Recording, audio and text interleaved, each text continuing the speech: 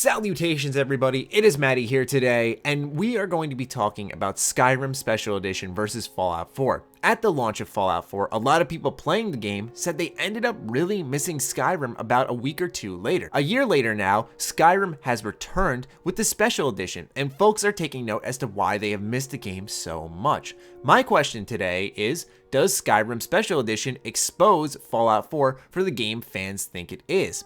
I'd like to highlight, as I'd imagine everyone knows, that I love both games for their own respective strengths. While Fallout and Elder Scrolls are their own series, they do share similar ideas that make it a Bethesda Game Studios style game. Now, I wanted to take a look at the core pillars that make a Bethesda Game Studios game what we love and see if Skyrim succeeds Fallout 4 in those regards. Beginning with exploration, which is the core of every single Bethesda Game Studios title since the history of forever, okay, ladies and gentlemen? And this is so equal, it's not even funny, because it's always had to be good for a Bethesda Game Studios game to really succeed. That feeling of looking at your map, seeing 1,000,001 icons and wondering, how am I going to explore all of these? And then having that slight anxiety of, did I miss a location? Did I delve deep enough into this dungeon to find out all I could about the quest, about the rare weapons and armor hidden here, the treasure? Where will this lead me to next? The exploration in both games is fantastic. Now, we could argue the value of certain areas where Fallout 4 would have some pointless locations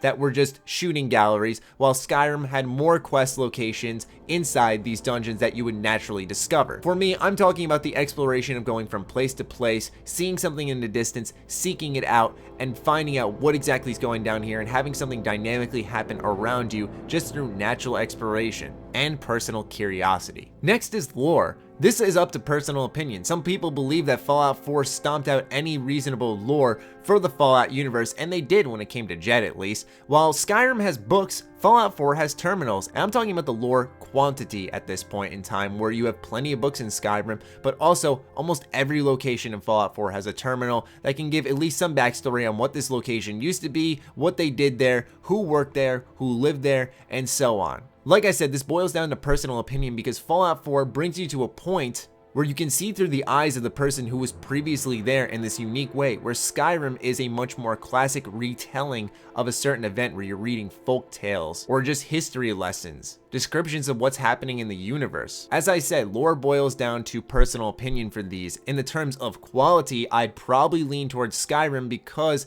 Elder Scrolls is clearly Bethesda's baby and they really haven't done much betrayal to the lore in that game in comparison to how Fallout 4 has quite a bit of slip-ups in that regard. But in terms of lore in general for both these franchises, absolutely I think Fallout's is way more interesting because it's more believable. It's in the United States. I live here. It's crazy to read about it and think like, wow, imagine if this actually happened. Anyway, moving on to questing, I think Skyrim wins despite having a much weaker main story in comparison. In the terms of main story, Fallout 4 is much stronger, it's much more emotional, the voice acting is better, it just grips you a lot more. While some people will trash the story, I still think it was good, whereas Skyrim doesn't even come close to touching Fallout 4 when it comes to main story. The reason I say Skyrim wins though is because it's those side quests, those faction storylines that murder Fallout 4. While Fallout 4 had a lot of factions in the game, they all tied into the main narrative, which resulted in multiple playthroughs for the players, but overall the same narrative would go down. In Skyrim, you had your main narrative, then you'd have the Dark Brotherhood, you'd have the Thieves Guild, you'd have the Companions, and so on, each with their own interesting storyline on top of, as I mentioned earlier in the exploration section, where you'd stumble upon a dungeon and you'd read someone's journal and you'd find out that this place is haunted.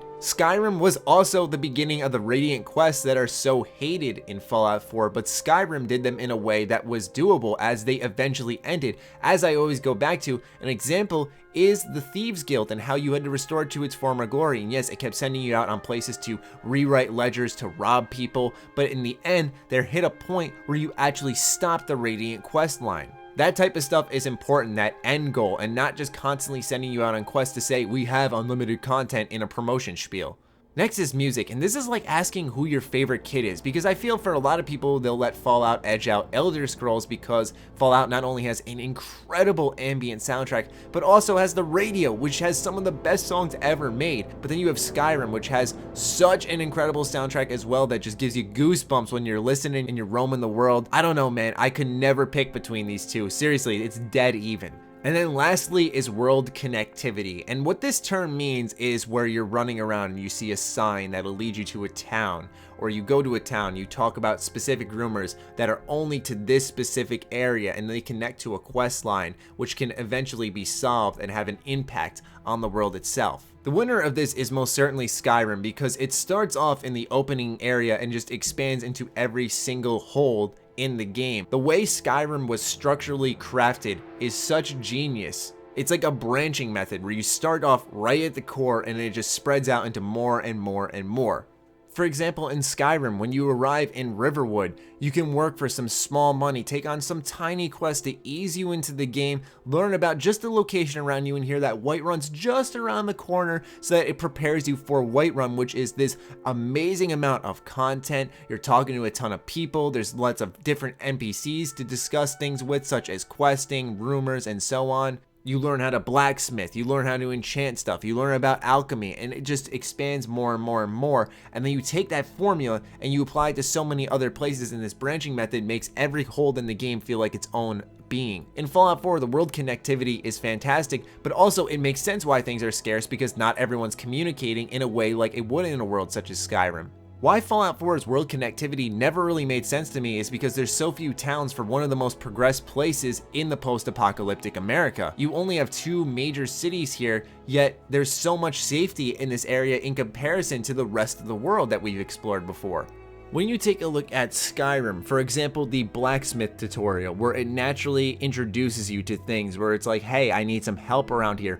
Where in Fallout 4, it's a quest, and it says, we need to do this, okay, this is necessary, and it ends up being a core mechanic in the game. Blacksmithing is absolutely a core mechanic in the game, but the way they introduce the tutorial is not forced, and is entirely natural and up to player discovery like it would be in an actual world. I know some people may assume this is recency bias because I've been playing Skyrim more than Fallout 4, but for me, I'm able to rationally step back and just discuss the two because I love both games to death. But yes, Skyrim definitely exposes Fallout 4 on some of its flaws, but here's the thing that people are not catching is that it's also the same way for Fallout 4 with Skyrim. The difference, I feel, is that it's in areas that don't matter as much for a Bethesda Game Studios game. For example, Fallout 4 exposes Skyrim on its horrible voice acting, in my opinion. Fallout 4 exposes Skyrim on its lack of emotion despite the horrible stuff going on in the lands of Skyrim. I also think Fallout 4 can expose Skyrim on a gameplay front to some degree because you have this more janky combat system in Skyrim compared to a smoother, action-focused Fallout 4 combat. Nonetheless though, I wanted to have this discussion today to more so gain your thoughts on the matter. Is do you think Skyrim Special Edition really exposes the flaws of Fallout 4,